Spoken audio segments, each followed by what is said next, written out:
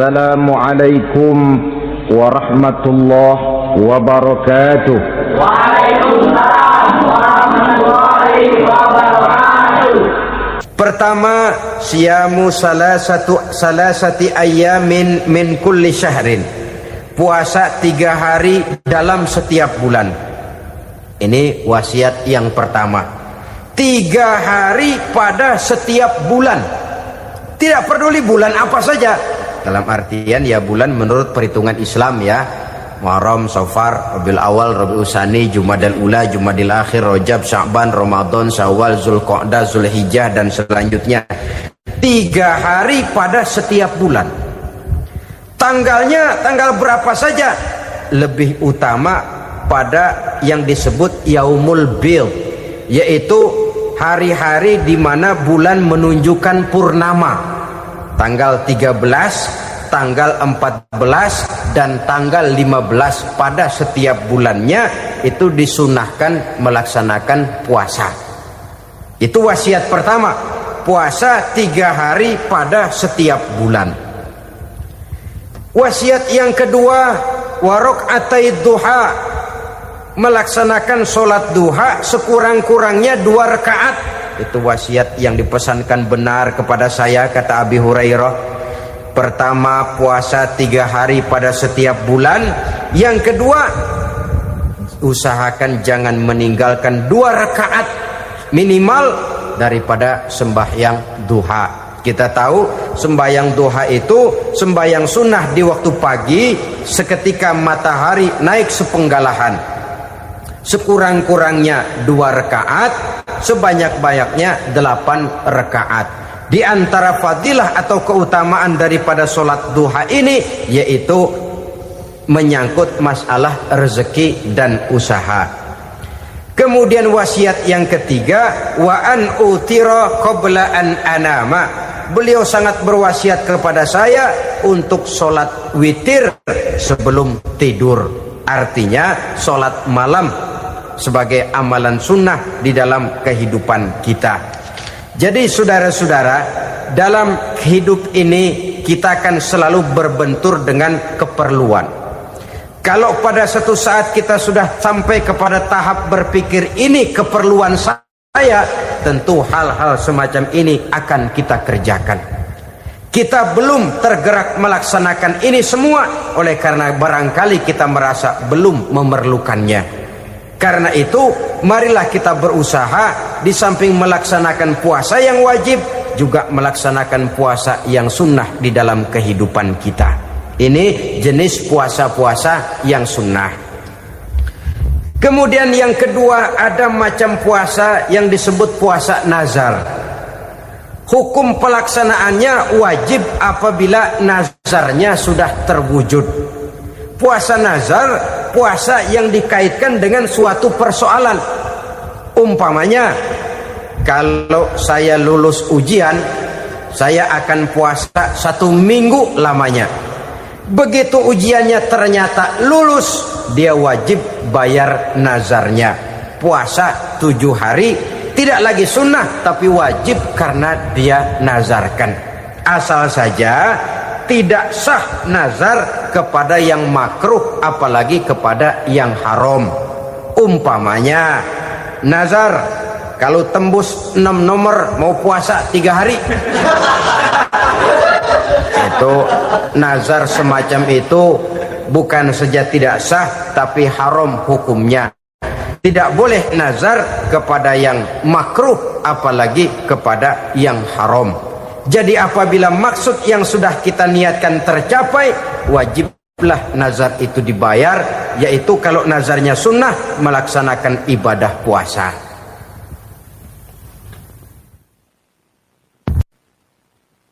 Saudara-saudara kaum muslimin rahimakumullah, jenis puasa yang ketiga kita kenal dengan puasa wajib, dan ini kita laksanakan pada bulan suci Ramadan.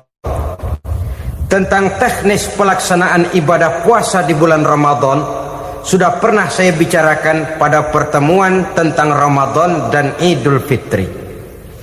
Pada kesempatan ini saya hanya ingin mengajak bahwa di dalam melaksanakan ibadah puasa Ramadan ini, marilah kita mengadakan evaluasi. Kenapa demikian? Barangkali secara jujur, walaupun agak berat, saya masih harus berkata, masih banyak di antara kita umat Islam yang di dalam melaksanakan suatu ibadah terjebak dalam rutinitas ritual. Apa itu rutinitas ritual?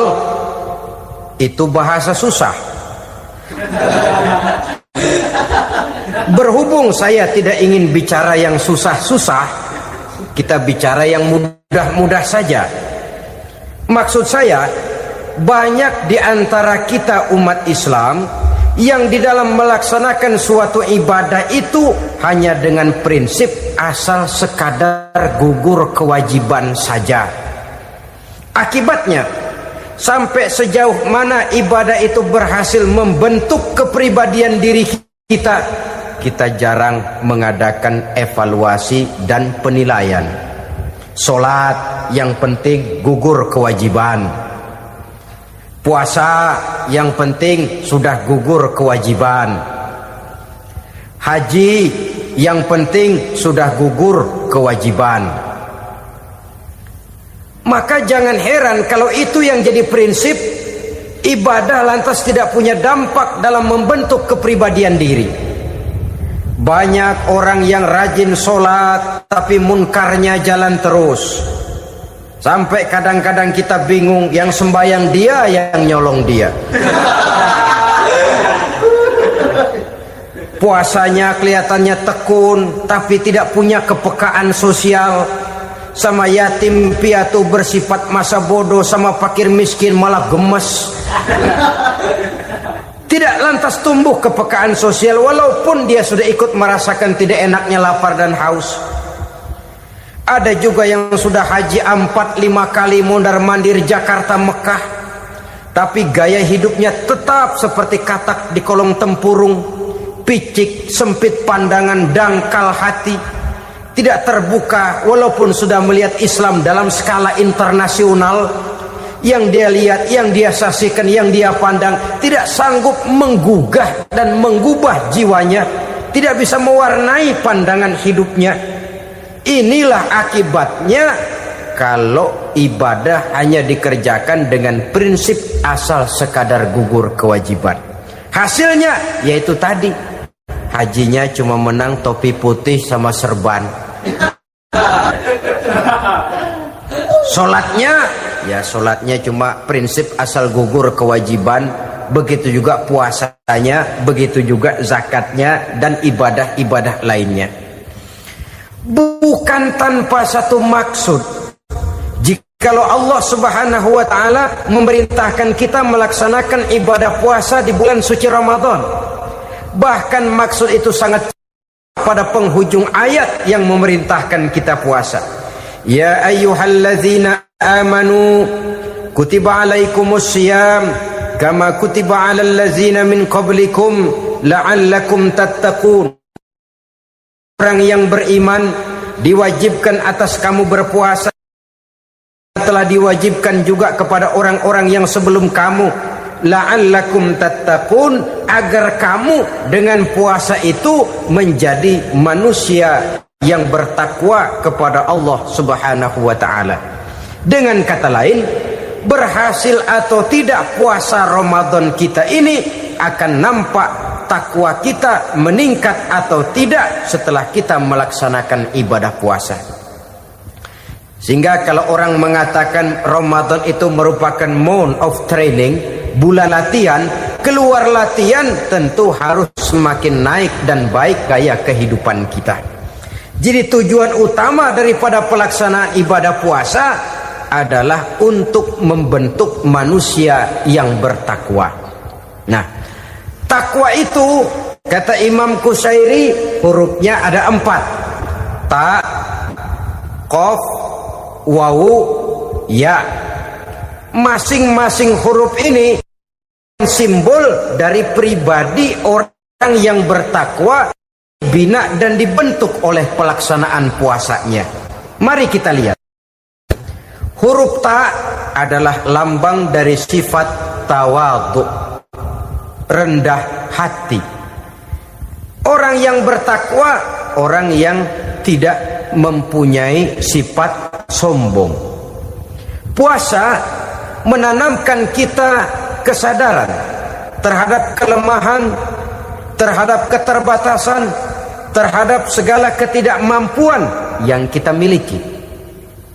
Ya Allah, baru sehari nggak kena makan, nggak kena minum, sudah begini lemesnya. Puasa memang, kalau pagi orang masih sehat, masih terdorong oleh sahur, siang masih lumayan, tapi zuhur ke atas biasanya mulai sikap lemah manusiawi, keterbatasan kekuatan biologis itu mulai nampak. Dari sini tanam satu kesadaran. Kalau begitu apa yang mau disembuhkan di hadapan Allah? Kaya, siapa sih orang paling kaya? Ilmu, siapa sih orang paling pintar?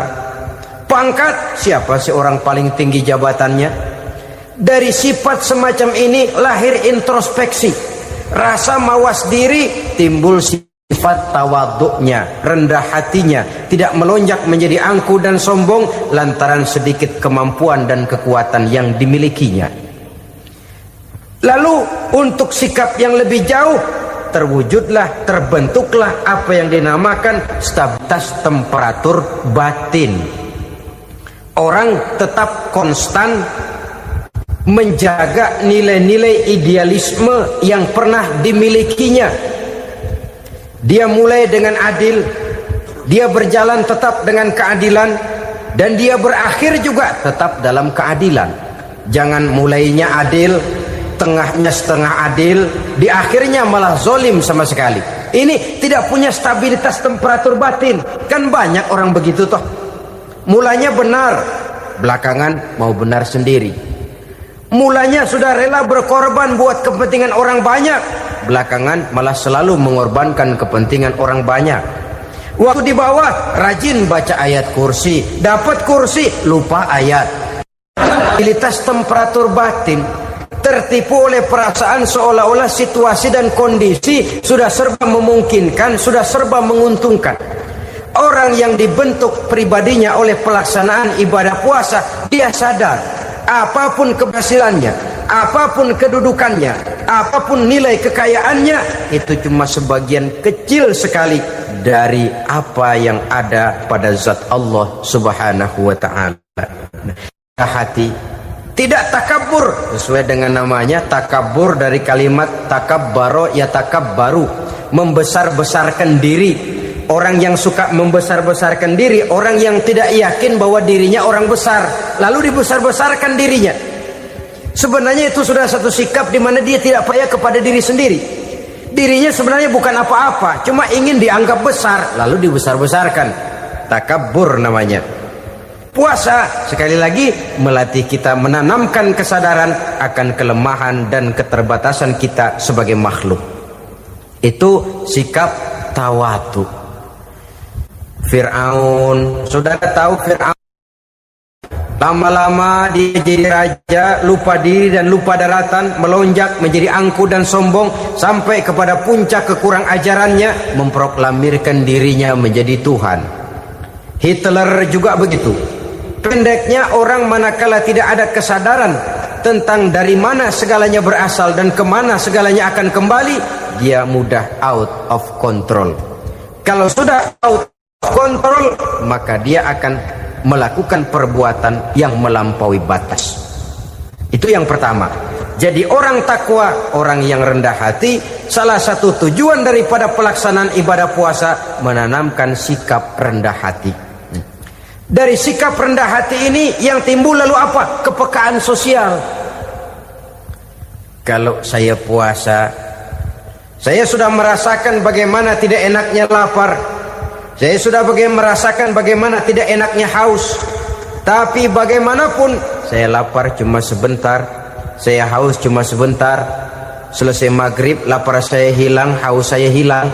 Bagaimana yatim piatu, orang-orang tua jompo yang perlu santunan, orang-orang miskin yang terkapar di kolong-kolong jembatan, yang tiap hari merasakan perasaan seperti ini. tanpa tahu kapan hidup dan nasibnya akan berubah, tidur beratapkan langit berselimut koran. Kalau demikian saya ini beruntung, kalau demikian apa yang bisa saya lakukan untuk mereka? Kepekaan sosial ini lalu timbul dalam apa yang orang sekarang namakan solidaritas kesetiakawanan sosial. Hidup tidak hanya untuk kepentingan diri dan perutnya sendiri saja, tapi mau menolong, mau membantu orang yang memang memerlukan bantuan dan pertolongan itu sendiri. Jangan setelah tahu lapar tidak enak, haus tidak enak, tapi kita tidak mau tenggang rasa, tidak mau timbang rasa. Begini loh tidak enaknya lapar, begini loh tidak enaknya haus. Ini terjadi pada diri saya masih mampu, masih berbuka puasa. Bagaimana yang tiap hari merasakan seperti ini? Tidak Ramadan, tidak Syawal, tidak Zulqa'dah, tidak Zulhijjah, selalu kelaparan dan kehausan. Dari sana timbul kepekaan sosial. Lalu lahirlah sikap pemurah, dermawan, mau menoleh ke kiri dan ke kanan. Bahkan Al-Quran itu sampai mengancam betul. Ara'aita allazi yukadzibu bid-din fadzalika allazi yad'ul yatim wa la mendustakan agama. Islam mendustakan Islam. Solat dia tapi mendustakan solat. Puasa dia tapi mendustakan puasa. Siapa mereka itu? Fadzalika allazi yad'ul yatim. Merekalah orang-orang yang meninggalkan anak-anak yatim. Wa la yahuddu ala ta'amil miskin, dan tidak pernah memberi pertolongan, tidak memerintahkan memberi makan kepada fakir miskin, walaupun dia berada pada posisi dan kondisi yang memang dia mampu. Nah, kalau dia tidak mampu itu lain soal. Dia mampu, dia tahu dan dia diam saja. Itu termasuk yukadzibu biddin, orang-orang yang mendustakan agama. Berlindung kita kepada Allah, jangan sampai termasuk ke dalam kelompok itu. Yang kedua, saudara, huruf takwa itu qaf. Qaf adalah lambang dari sifat qanaah.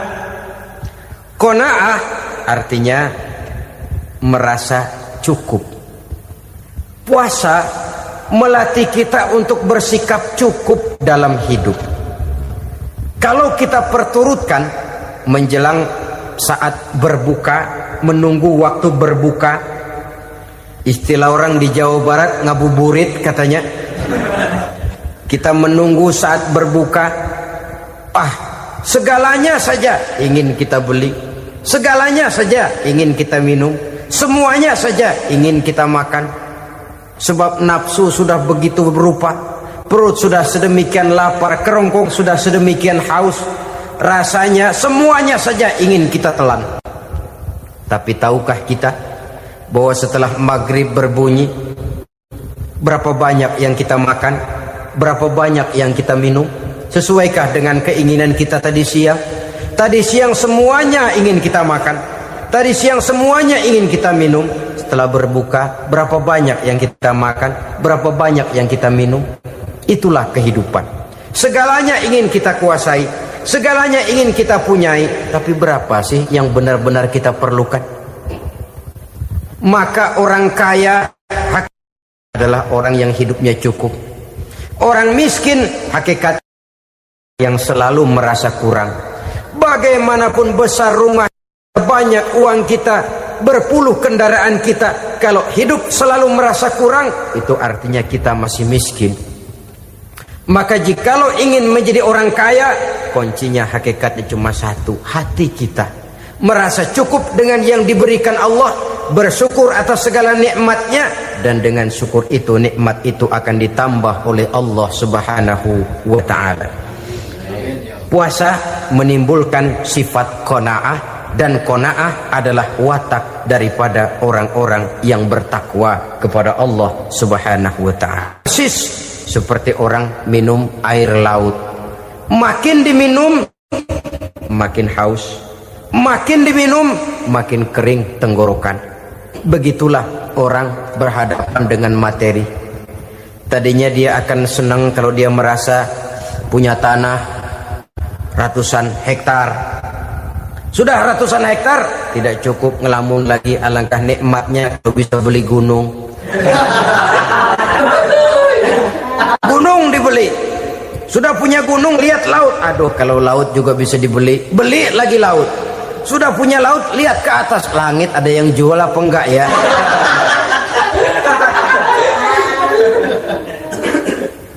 Seperti orang berhadapan dengan air laut yang makin diminum makin membuat kita haus dan makin kering tenggorokan ini. Maka itu harus dihentikan. Sikap untuk menghentikan itu tidak lain adalah dengan sifat qanaah itu tadi. Merasa cukup dengan apa yang diberikan Allah, mensyukuri nikmatnya. Itu yang kedua. Yang ketiga, pada kalimat takwa ada huruf wawu. Wawu adalah simbol dari sifat wara dengan ain. Wara, orang yang terpelihara dirinya baik dari yang syubhat, lebih-lebih dari yang haram. Syubhat, saudara tahu, barang yang remeng-remeng. Tapi sungguh pun remeng-remeng, kira-kira prosentasenya 70-30. 70% haram, 30% kemungkinan halalnya. Maka yang syubhat lebih baik dijauhi daripada diambil. Orang yang punya kepribadian wara, dirinya terpelihara, jangankan dari yang haram, dari yang syubhat saja dia sanggup menjaga dan memelihara dirinya. Oleh karena itu saya heran, kalau orang di bulan Ramadan dia sanggup menjaga diri di waktu siang dari jenis makanan yang halal, dari jenis minuman yang haram. Ada tahu nganggur di meja siang, enggak dia makan. Ada air teh nganggur di meja siang, enggak dia makan. Padahal itu jenis makanan dan minuman yang halal. Tapi ketika datang maghrib, dia berbuka dengan makanan yang dibeli dari uang yang dihasilkan dengan cara yang haram. Bukankah itu sesuatu yang terbalik? Bukankah dengan demikian sudah tidak lagi menimbulkan sikap yang bisa memelihara dan menjaga kepribadian diri? Orang yang membiasakan diri terpelihara dari yang syubhat apalagi yang haram, maka baik yang dipakainya, yang diminumnya, yang dimakannya terdirilah dari barang-barang yang baik yang dihalalkan oleh agama. Wara. Kemudian yang keempat, pada huruf kalimat takwa ada huruf yakin. Huruf ya, simbol dari sifat yakin. Orang yang puasa dibentuk kepribadiannya mempunyai satu keyakinan yang tangguh. Dan keyakinan adalah ciri daripada orang yang takwa. Kita lihat, yang dipanggil melaksanakan ibadah puasa ini kan iman. Karena memang sulit untuk melaksanakan puasa kalau tidak iman yang jadi dasar. Setidaknya seperti sudah pernah saya sampaikan, ibadah puasa ini memang sulit terkena penyakit show. Kalau kita sholat barangkali terangsang karena kelihatan orang lain. Kalau kita pergi haji mungkin jadi sugesti karena orang banyak tahu. Kalau kita bayar kita jadi terangsang karena banyak orang lihat. Tapi kalau sudah puasa itu kan yang tahu cuma kita dan Allah saja.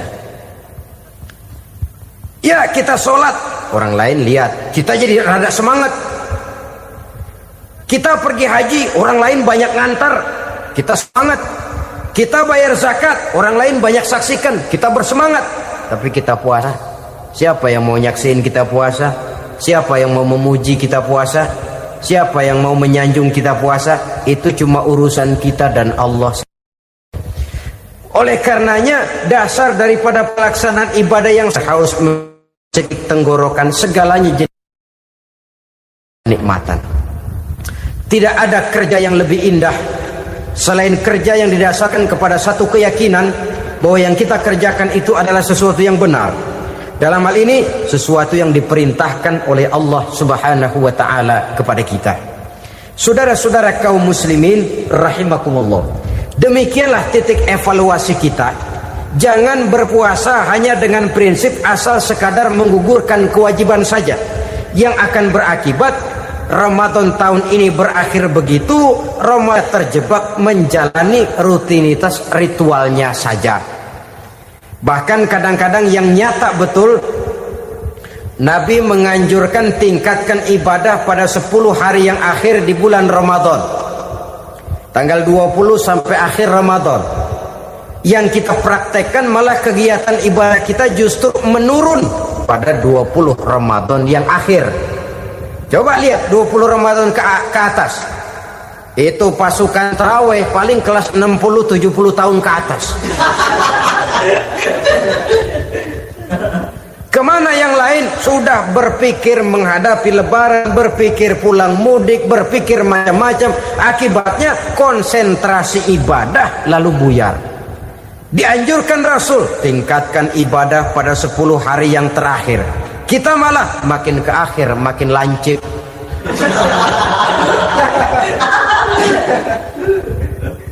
Saudara-saudara kaum muslimin rahimakumullah, kita terjebak oleh sesuatu yang sementara, oleh sesuatu yang bersifat kulit, lalu meninggalkan isinya. Padahal jikalau kita tidak mengisi Ramadan dengan kegiatan ibadah, berarti kita tidak keluar dari Ramadan dengan jiwa yang baru, yang sudah ditempa oleh pengalaman ibadah di bulan Ramadan. Artinya kita tidak kembali kepada fitrah, kesucian seperti saat kita dilahirkan. Lalu kalau kita tidak kembali kepada fitrah, apa yang mau kita rayakan pada Idul Fitri itu? Di mana letak kegembiraan kita?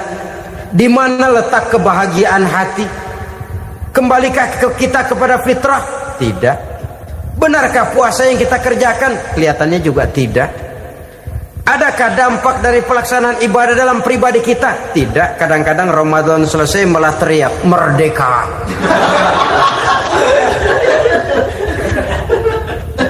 Kalau tadinya Ramadan dia merasa terhalang, mau keluar siang, mau makan siang, bulan puasa, mau minum siang, bulan puasa, mau gandengan, bulan puasa.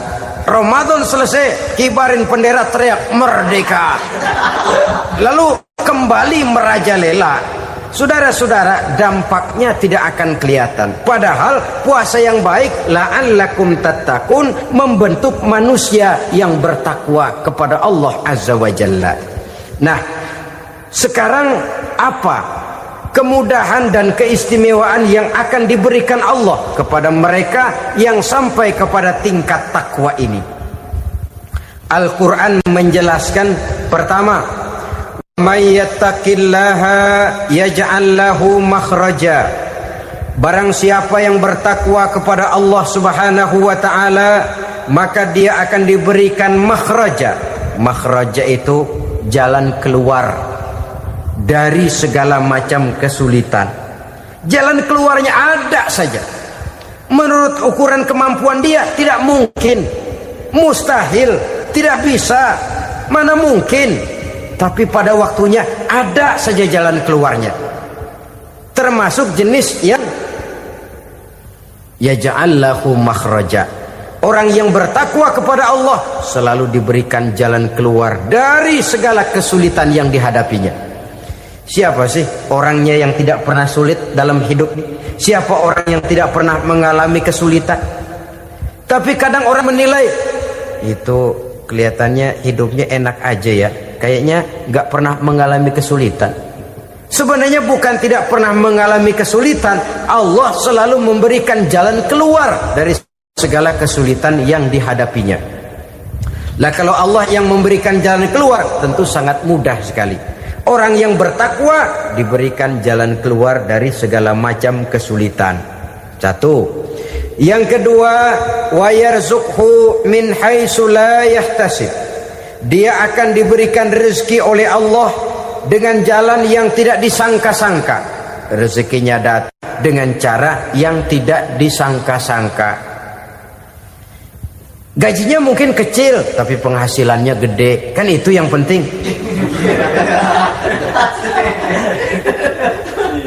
Gaji dan penghasilan kan lain tuh. Boleh jadi gaji kecil, asal penghasilan gede, kan nikmat hidup itu. Nah, penghasilan ini ada yang bisa kita perkirakan. Bisa kita perkirakan. Misalnya gaji itu tadi. Kalau saya kerja, gaji saya begini. Ada rezeki yang masuk min haitsu la yahtasib. Tidak kita sangka-sangka, tidak kita duga-duga, tahu-tahu ada saja rezeki. Datang orang bawa persoalan yang mendatangkan hasil. Sebab rezeki, jodoh, maut memang seperti bayangan. Kita uber-uber dia lari, kita diem dia diem. Kan gemesin itu. Bayang-bayang itu begitu. Kita kejar, dia lari. Rezeki juga begitu. Kita diem, dia diem. Setengah mati yang namanya rezeki kita cari, kita uber, ngobek sampai ratusan bohong kita kerjain. Tapi memang belum waktunya, ya sulit untuk tembus. Tapi kadang-kadang giliran kita nongkrong di rumah, datang orang bawain rezeki. Itulah yang namanya rezeki. Tapi ini untuk orang yang bertakwa. Kalau tidak punya kredibilitas takwa, jangan lalu pakai ayat ini. Diberikan Allah dengan rezeki dengan jalan yang tidak disangka. Kan ada ayatnya dah. Kita mah manteng aja di rumah dah. Ntar juga tuh rezeki datang. Ini fasilitas yang diberikan kepada orang yang wa may yattaqillah, bertakwa kepada Allah, yarzuqhu min haitsu la yahtasib, diberikan rezeki dengan cara yang tidak disangka-sangkanya. Maka kadar ketakwaan jangan membuat kita buruk sangka. Tuh orang ya nggak kemana-mana, duitnya ada aja. Kalau dia takwa, Allah berikan jalan keluar. Yang lantas ngelihat kiai orangnya ahli ibadah, ilmunya tinggi, akhlaknya luar biasa, takwanya tinggi, rezekinya lancar, lalu husnuzon nih kiai nggak kemana-mana, duitnya banyak, miara tuyul kali ini. Itu termasuk jaminan Allah yang masuk kategori min haitsu la yahtasib. Yang ketiga, yaj'al lahu min amrihi yusra, dimudahkan segala urusannya. Dimudahkan segala urusannya. Kemudian yang keempat, yukaffir anhu sayyiatihi wa yu'azzim lahu ajra, diampuni segala kesalahannya dan dibesarkan pahala kebaikan yang dikerjakannya. Maka mudah-mudahan puasa yang kita kerjakan mengantarkan kita kepada ketakwaan kepada siapa Allah, yang bertakwa kepada Allah Subhanahu wa taala kita di dalam maka dia akan ini diberikan makhraja. Makhraja itu jalan keluar dari segala macam kesulitan. Jalan keluarnya ada saja. Menurut ukuran kemampuan dia tidak mungkin, mustahil, tidak bisa, mana mungkin. Tapi pada waktunya ada saja jalan keluarnya.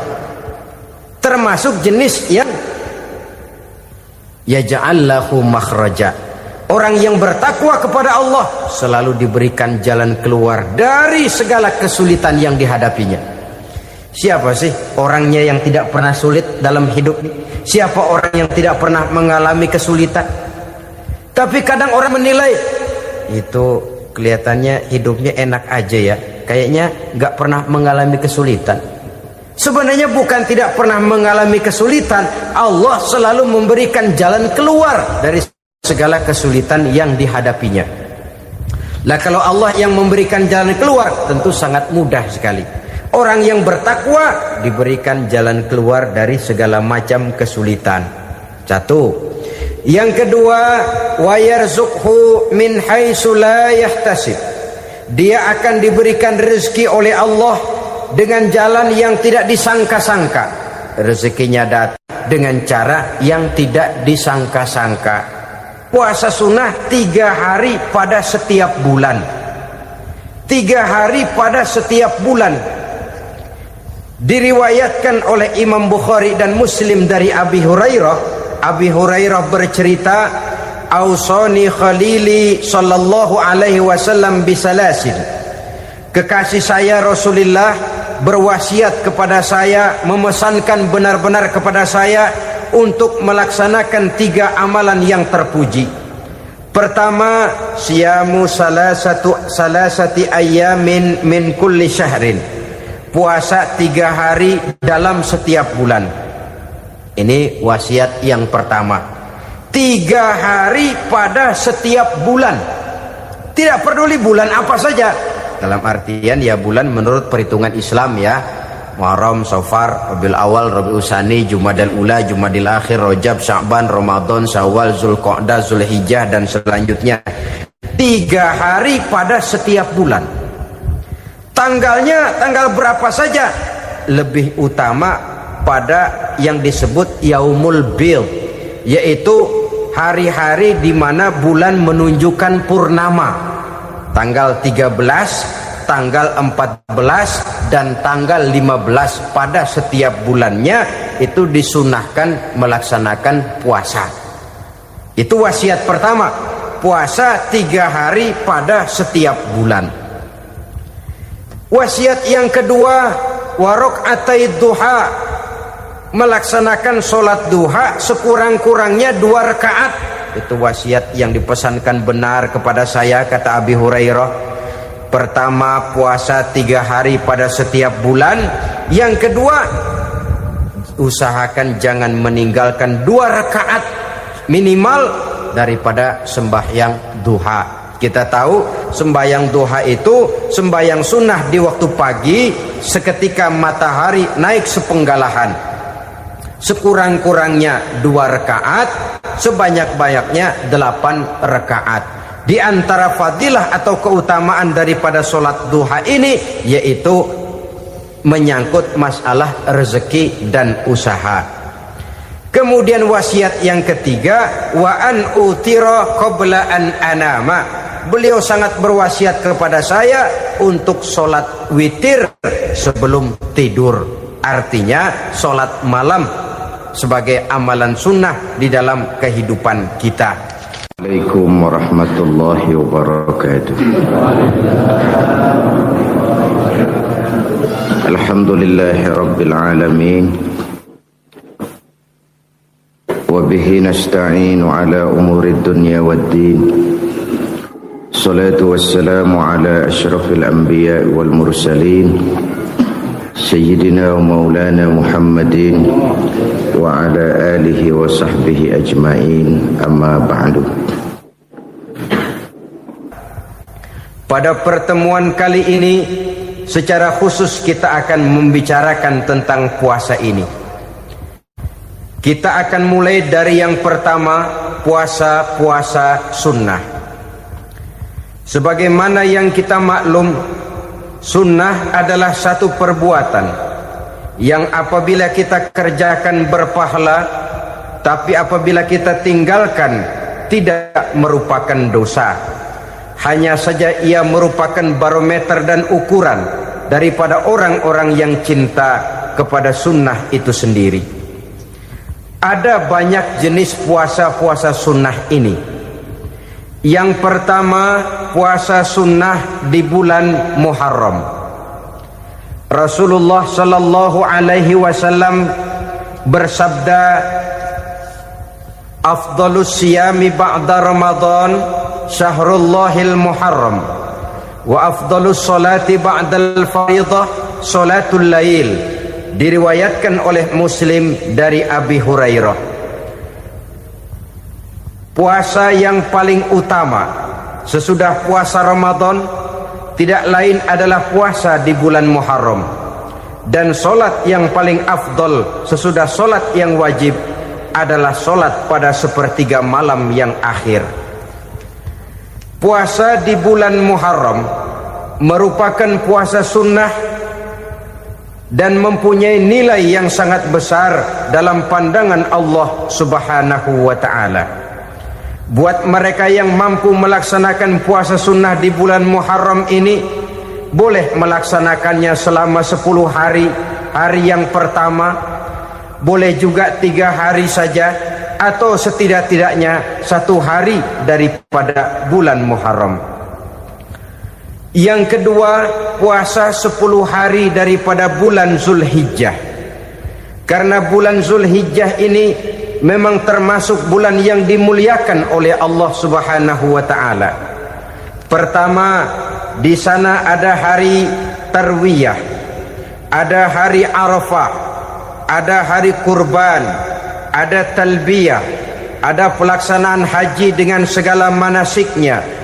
Maka puasa sunnah di bulan Zulhijjah merupakan amalan yang sangat utama dan besar pahalanya dalam pandangan Allah Azza wa Jalla. Sebagian ulama menjelaskan, man shoma hazihil ayyam akramahullahu bi asri asya'in. Siapa orang yang melaksanakan ibadah puasa sunnah pada hari-hari 10 di bulan Zulhijjah ini, Allah Subhanahu wa taala akan memuliakannya dengan 10 macam perkara.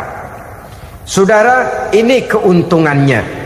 Yang pertama, orang yang puasa di hari-hari 10 bulan Zulhijjah diberikan al-barakah fi umrihi, diberikan keberkahan pada umurnya. Setiap kita ingin memperoleh umur yang berkah. Umur yang berkah itu yang bagaimana? Apa yang jumlahnya panjang? Mungkin. Tetapi yang jelas umur yang berkah ini adalah umur yang bisa dipertanggungjawabkan di hadapan Allah Subhanahu wa taala. Artinya umur yang diisi penuh dengan kebajikan, umur yang diisi dengan segala macam kegiatan ibadah, dan umur yang dengan demikian sungguh pun kita sudah mati, jasad terkubur dalam tanah, nama kita akan tetap hidup, dikenal orang oleh karena kebajikan yang kita kerjakan. Saya kira akan lebih merupakan azab ketimbang nikmat kalau orang diberikan umur panjang tapi hanya untuk menumpuk-numpuk dosa saja. Kan lebih baik mana? Umur pendek banyak pahala, umur panjang banyak dosa. Lebih baik mana? Saya yakin yang paling baik tentu umur panjang banyak pahala. Paling sial umur pendek dosa melulu. Sudah diberikan umur pendek tidak seberapa, dosa berlipat ganda. Itu kalau orang kampung bilang tekor namanya. Rugi. Umur pendek hanya untuk menumpuk-numpuk dosa. Boleh jadi kalau umat-umat zaman dulu, saudara, mereka diberikan umur panjang. Nabi Adam, kita tahu Nabi Adam itu 2000 tahun umurnya. Nabi Nuh 950 tahun. Umatnya ya rata-rata segitu itu. Nah, kalau mereka misalnya punya umur 800 tahun, lalu 200 tahun mereka melakukan dosa, kan masih punya restan 600 tahun untuk taubat. Karena umurnya diberikan jatah panjang. Kita ini oleh Allah Subhanahu wa taala, umat Nabi Muhammad ini umurnya pendek-pendek. Kalau nyontoh Nabi 63 tahun saja. Kalau diberikan 70 tahun umur kita sekarang, itu sudah dapat jatah lebih 7 tahun. Alhamdulillah bahwa Allah memberikan saat-saat, waktu-waktu, tempat-tempat yang punya nilai istimewa, sehingga umur yang pendek ini bisa bernilai panjang, nilai ibadahnya bisa bernilai pahala seperti umat yang berumur panjang dahulu itu.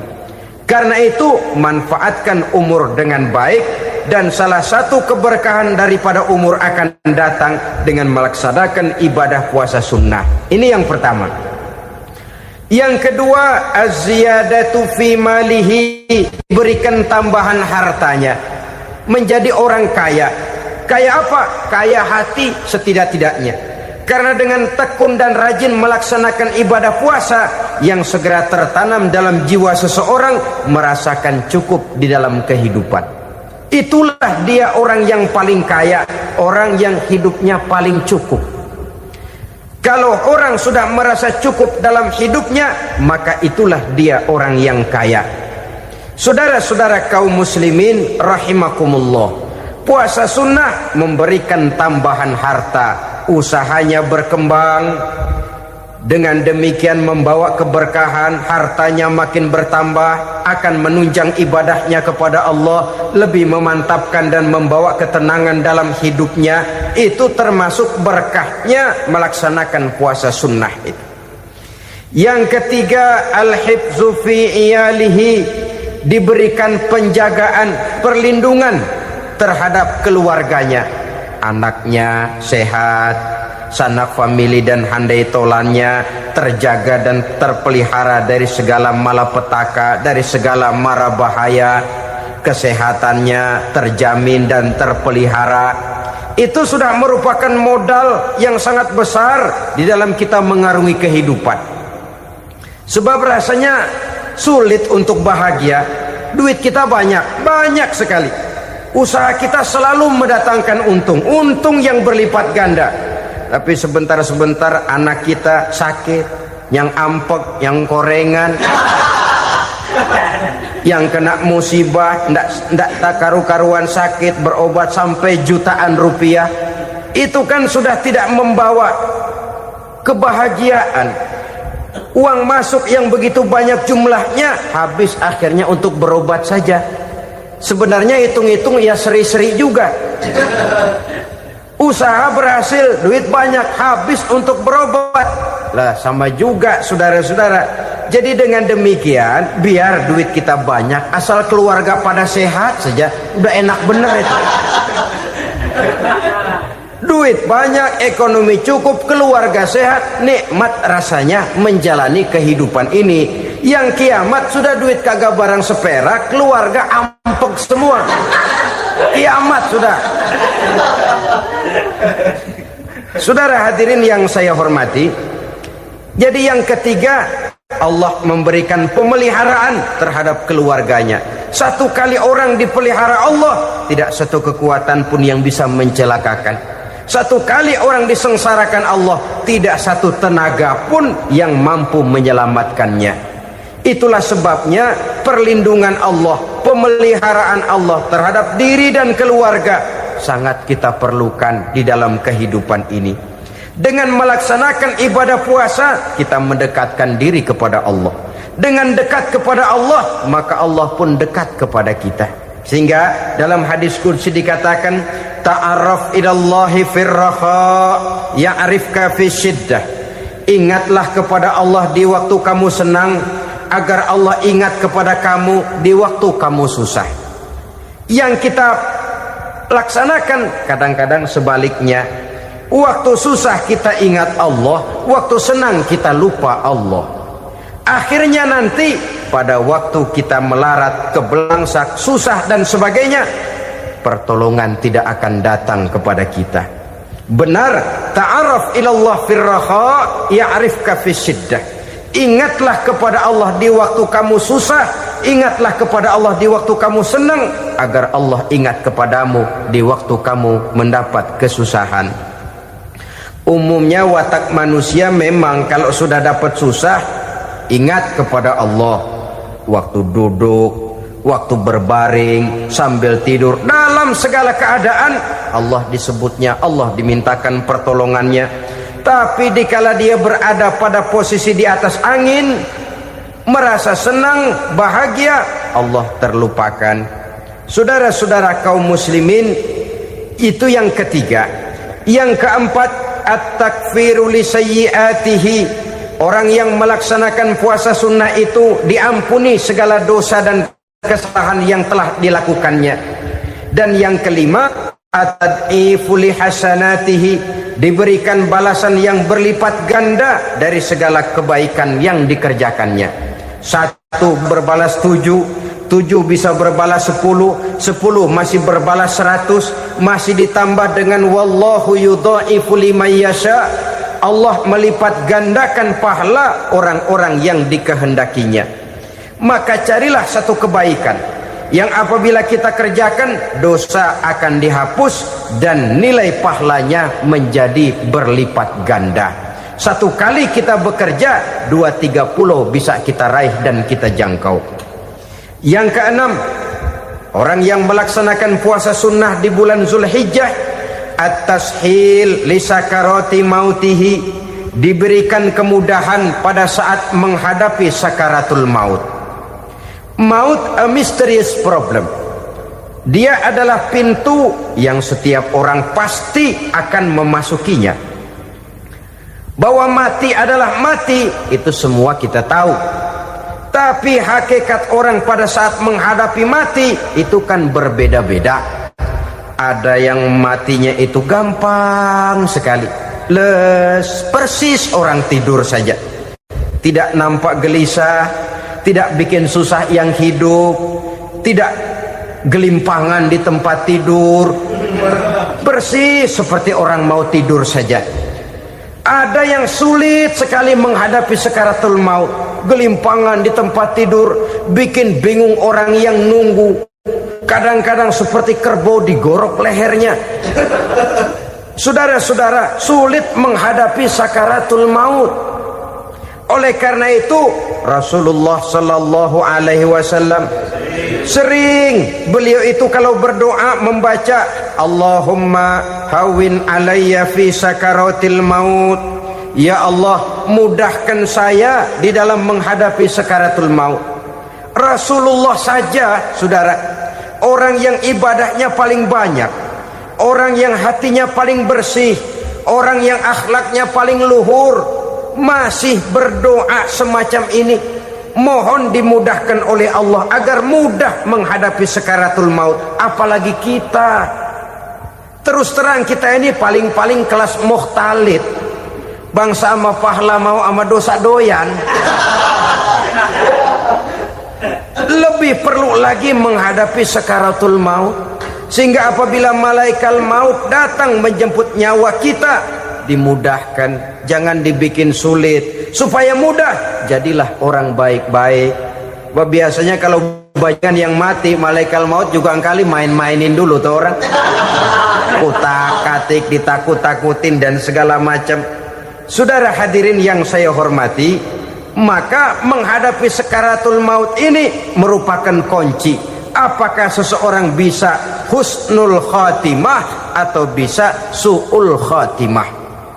Salah satu jalan untuk memudahkan diri menghadapi sakaratul maut, melaksanakan puasa sunnah di bulan Zulhijjah ini. Yang ketujuh, ad-diya'u li zulumati qabrihi, diberikan terang di alam kuburnya. Kubur, saudara tahu, saudara tentu sering lihat orang dimasukkan ke liang lahat, ditutup dengan papan, dinding ari kata kita di kampung, lalu diuruk lagi dengan tanah. Dalamnya liang lahat, gelapnya liang lahat, gelapnya diuruk dengan tanah, gelapnya di dalam kubur, tiga gelap yang menjadi satu. Bapak moyangnya gelap.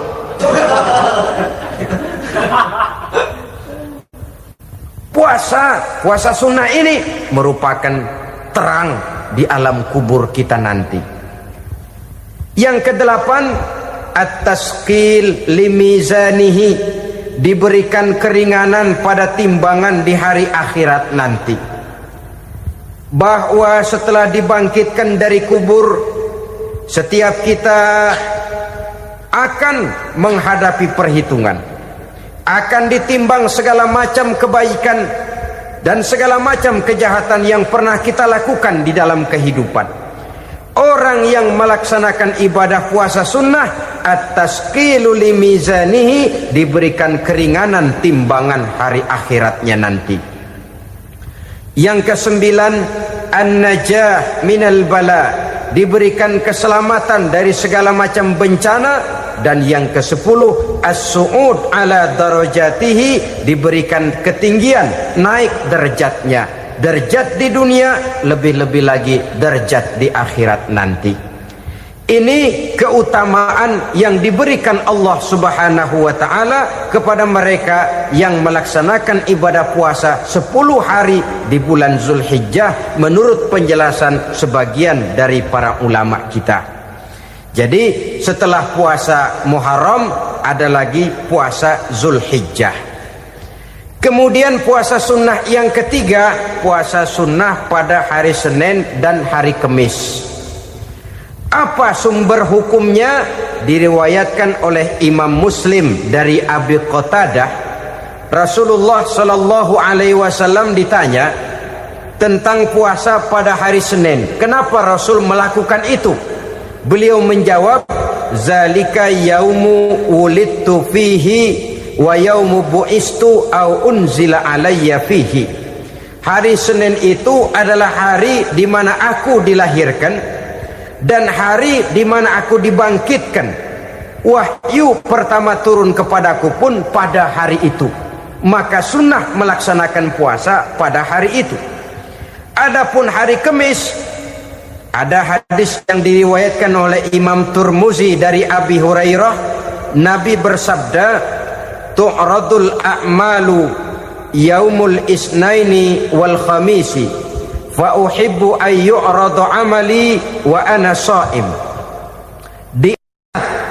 Disetor amal setiap manusia pada hari Senin dan pada hari Kamis. Maka aku ingin, kata Nabi, agar pada saat amalku disetor itu aku sedang puasa. Jadi malaikat itu menurut riwayat ini mencatat dan menyetorkan catatan amalan seseorang pada hari Senin, hari Kamis. Tiap hari Senin amalan kita disetor oleh malaikat. Catatan terakhir tentu yang sedang kita kerjakan, sehingga yang masuk daftar, saya tinggalkan orang ini, dia sedang puasa, karena naik catatan amalnya pada hari Senin. Kamis diangkat lagi, catatan paling akhir, saya tinggalkan orang ini, dia sedang puasa. Itu makna fa uhibbu ay yu'rada amali wa ana sha'im. Aku senang kalau pada saat amalku disetor, catatan paling akhir aku lagi puasa. Satu keistimewaan. Alangkah celaka tiap amalan disetor kita sedang berbuat jahat. Senin, Kemis, teler, mabok, judi. Tiap amalan disetor, catatan akhirnya saya tinggalkan si fulan lagi teler. Laporan Senin. Kemis laporan lagi, saya tinggalkan si fulan lagi mirit kartu. Saudara hadirin yang saya muliakan, alangkah jeleknya catatan kita. Oleh karena itu sunnah puasa pada hari Senin dan hari Kamis. Ini amalan sunnah, saudara-saudara. Dan oleh karena ini amalan sunnah, sebagian ulama memberikan penjelasan, walaupun lupa niat, kalau sudah malam itu lupa niat, boleh niatnya sudah siang puasa sunnah ini, dengan catatan dari pagi belum makan apa-apa. Malam saudara lupa, tahu-tahu ingat ini hari Senin, dah jam 10, niatlah jam 10 itu, sah puasanya asal dari pagi belum makan apa-apa. Tapi kalau sudah dapat 2 piring baru niat, jam 10 itu lain, ngojek namanya. Jadi puasa sunnah yang ketiga, puasa pada hari Senin dan hari Kamis. Yang keempat, puasa jenis sunnah yang keempat, puasa 6 hari di bulan Syawal. Diriwayatkan oleh Imam Muslim dari Abi Ayyub bahwa Nabi bersabda, man shoma ramadhana summa atba'ahu sittan min Syawal kana kasyamid dahri. Barang siapa yang berpuasa di bulan Ramadan kemudian diikutinya dengan 6 hari di bulan Syawal, maka dia seolah-olah seperti orang yang berpuasa 1 abad lamanya. Allahu Akbar. Demikian besar keuntungannya. 6 hari di bulan Syawal sama dengan orang yang berpuasa 1 abad lamanya.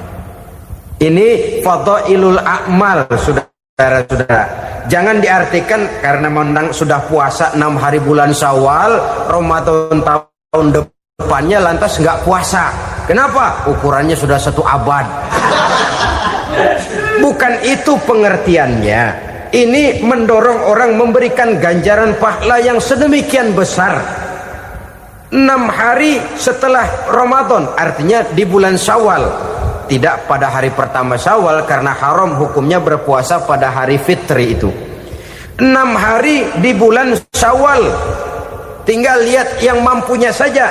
Boleh berurutan, boleh tidak berselang-seling, boleh, asal saja jumlahnya 6 hari selama masih bulan Syawal itu. Hari ini 3 hari lagi, 4 hari lagi, diselang-seling atau berurutan, itu juga lebih baik. Puasa sunnah 6 hari daripada bulan Syawal. Kemudian yang kelima, puasa sunnah 3 hari pada setiap bulan. 3 hari pada setiap bulan. Diriwayatkan oleh Imam Bukhari dan Muslim dari Abi Hurairah, Abi Hurairah bercerita, "Ausani khalili sallallahu alaihi wasallam bisalasin." Kekasih saya Rasulullah berwasiat kepada saya, memesankan benar-benar kepada saya untuk melaksanakan 3 amalan yang terpuji. Pertama, siyamu salasati ayyamin min kulli syahrin. Puasa 3 hari dalam setiap bulan. Ini wasiat yang pertama. 3 hari pada setiap bulan. Tidak peduli bulan apa saja. Dalam artian ya bulan menurut perhitungan Islam ya. Muharram, Safar, Rabiul Awal, Rabiul Tsani, Jumadal Ula, Jumadil Akhir, Rajab, Sya'ban, Ramadan, Syawal, Zulqa'dah, Zulhijjah dan selanjutnya. 3 hari pada setiap bulan. Tanggalnya tanggal berapa saja. Lebih utama pada yang disebut Yaumul Bid, yaitu hari-hari di mana bulan menunjukkan purnama. Tanggal 13, tanggal 14 dan tanggal 15 pada setiap bulannya itu disunahkan melaksanakan puasa. Itu wasiat pertama, puasa 3 hari pada setiap bulan. Wasiat yang kedua, waraqatai duha, melaksanakan sholat duha sekurang-kurangnya 2 rakaat. Itu wasiat yang dipesankan benar kepada saya, kata Abi Hurairah. Pertama, puasa 3 hari pada setiap bulan. Yang kedua, usahakan jangan meninggalkan 2 rakaat minimal daripada sembahyang duha. Kita tahu sembahyang duha itu sembahyang sunnah di waktu pagi seketika matahari naik sepenggalahan. Sekurang-kurangnya 2 rakaat, sebanyak-banyaknya 8 rakaat. Di antara fadilah atau keutamaan daripada sholat duha ini yaitu menyangkut masalah rezeki dan usaha. Kemudian wasiat yang ketiga, wa an utira qabla an anama. Beliau sangat berwasiat kepada saya untuk sholat witir sebelum tidur. Artinya sholat malam sebagai amalan sunnah di dalam kehidupan kita. Jadi saudara-saudara, dalam hidup ini kita akan selalu berbentur dengan keperluan. Kalau pada satu saat kita sudah sampai kepada tahap berpikir ini keperluan saya, tentu hal-hal semacam ini akan kita kerjakan. Kita belum tergerak melaksanakan ini semua oleh karena barangkali kita merasa belum memerlukannya. Karena itu, marilah kita berusaha di samping melaksanakan puasa yang wajib, juga melaksanakan puasa yang sunnah di dalam kehidupan kita. Ini jenis puasa-puasa yang sunnah. Kemudian yang kedua, ada macam puasa yang disebut puasa nazar. Hukum pelaksanaannya wajib apabila nazarnya sudah terwujud. Puasa nazar, puasa yang dikaitkan dengan suatu persoalan. Umpamanya, kalau saya lulus ujian, saya akan puasa 1 minggu lamanya. Begitu ujiannya ternyata lulus, dia wajib bayar nazarnya. Puasa 7 hari, tidak lagi sunnah, tapi wajib karena dia nazarkan. Asal saja tidak sah nazar kepada yang makruh, apalagi kepada yang haram. Umpamanya nazar, kalau tembus 6 nomor mau puasa 3 hari. Itu nazar semacam itu bukan saja tidak sah, tapi haram hukumnya. Tidak boleh nazar kepada yang makruh, apalagi kepada yang haram. Jadi apabila maksud yang sudah kita niatkan tercapai, wajiblah nazar itu dibayar, yaitu kalau nazarnya sunnah, melaksanakan ibadah puasa.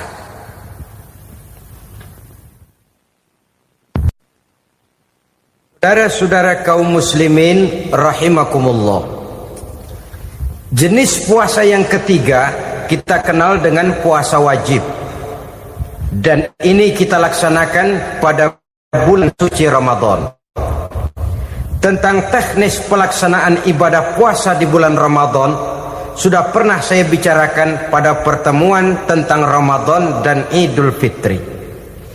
Pada kesempatan ini saya hanya ingin mengajak bahwa di dalam melaksanakan ibadah puasa Ramadan ini, marilah kita mengadakan evaluasi. Kenapa demikian? Barangkali secara jujur, walaupun agak berat, saya masih harus berkata, masih banyak di antara kita umat Islam yang di dalam melaksanakan suatu ibadah terjebak dalam rutinitas ritual. Apa itu rutinitas ritual? Itu bahasa susah. Berhubung saya tidak ingin bicara yang susah-susah, kita bicara yang mudah-mudah saja. Maksud saya, banyak di antara kita umat Islam yang di dalam melaksanakan suatu ibadah itu hanya dengan prinsip asal sekadar gugur kewajiban saja. Akibatnya, sampai sejauh mana ibadah itu berhasil membentuk kepribadian diri kita, kita jarang mengadakan evaluasi dan penilaian. Salat yang penting gugur kewajiban. Puasa yang penting sudah gugur kewajiban. Haji yang penting sudah gugur kewajiban. Maka jangan heran kalau itu yang jadi prinsip, ibadah lantas tidak punya dampak dalam membentuk kepribadian diri. Banyak orang yang rajin sholat tapi munkarnya jalan terus. Sampai kadang-kadang kita bingung, yang sembahyang dia, yang nyolong dia. Puasanya kelihatannya tekun, tapi tidak punya kepekaan sosial. Sama yatim piatu bersifat masa bodoh, sama fakir miskin malah gemes. Tidak lantas tumbuh kepekaan sosial, walaupun dia sudah ikut merasakan tidak enaknya lapar dan haus. Ada juga yang sudah haji 4-5 kali mondar-mandir Jakarta Mekah, tapi gaya hidupnya tetap seperti katak di kolong tempurung, picik, sempit pandangan, dangkal hati, tidak terbuka walaupun sudah melihat Islam dalam skala internasional. Yang dia lihat, yang dia saksikan, yang dia pandang tidak sanggup menggugah dan mengubah jiwanya, tidak bisa mewarnai pandangan hidupnya. Inilah akibatnya kalau ibadah hanya dikerjakan dengan prinsip asal sekadar gugur kewajiban. Hasilnya yaitu tadi, hajinya cuma menang topi putih sama serban. Sholatnya cuma prinsip asal gugur kewajiban. Begitu juga puasanya, begitu juga zakatnya dan ibadah-ibadah lainnya. Bukan tanpa satu maksud. Jikalau Allah Subhanahu wa taala memerintahkan kita melaksanakan ibadah puasa di bulan suci Ramadan, bahkan maksud itu sangat pada penghujung ayat yang memerintahkan kita puasa. Ya ayyuhalladzina amanu kutiba alaikumus syiyam kama kutiba alal ladzina min qablikum la'allakum tattaqun.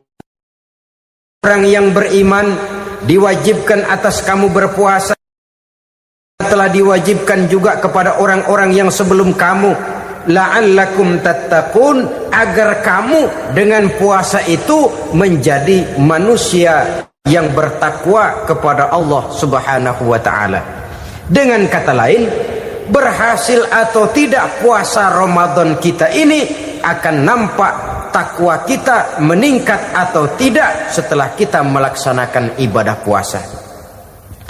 Sehingga kalau orang mengatakan Ramadan itu merupakan month of training, bulan latihan, keluar latihan tentu harus semakin naik dan baik gaya kehidupan kita. Jadi tujuan utama daripada pelaksanaan ibadah puasa adalah untuk membentuk manusia yang bertakwa. Nah, takwa itu kata Imam Qusairi hurufnya ada 4. Ta, qaf, wawu, ya. Masing-masing huruf ini simbol dari pribadi orang yang bertakwa, bina dan dibentuk oleh pelaksanaan puasanya. Mari kita lihat. Huruf ta adalah lambang dari sifat tawadhu, rendah hati. Orang yang bertakwa, orang yang tidak mempunyai sifat sombong.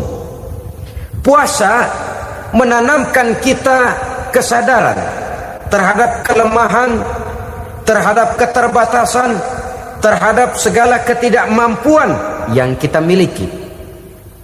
Ya Allah, baru sehari nggak kena makan, nggak kena minum, sudah begini lemesnya.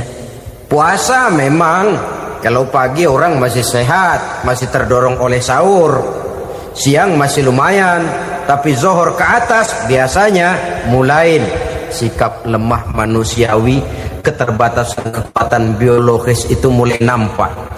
Dari sini tanam satu kesadaran. Kalau begitu apa yang mau disembuhkan di hadapan Allah?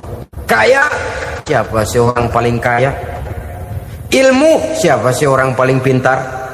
Pangkat, siapa sih orang paling tinggi jabatannya? Dari sifat semacam ini lahir introspeksi, rasa mawas diri, timbul sifat tawaduknya, rendah hatinya, tidak melonjak menjadi angku dan sombong lantaran sedikit kemampuan dan kekuatan yang dimilikinya. Lalu untuk sikap yang lebih jauh, terwujudlah, terbentuklah apa yang dinamakan stabilitas temperatur batin. Orang tetap konstan menjaga nilai-nilai idealisme yang pernah dimilikinya. Dia mulai dengan adil, dia berjalan tetap dengan keadilan, dan dia berakhir juga tetap dalam keadilan. Jangan mulainya adil, tengahnya setengah adil, di akhirnya malah zolim sama sekali. Ini tidak punya stabilitas temperatur batin. Kan banyak orang begitu toh. Mulanya benar, belakangan mau benar sendiri.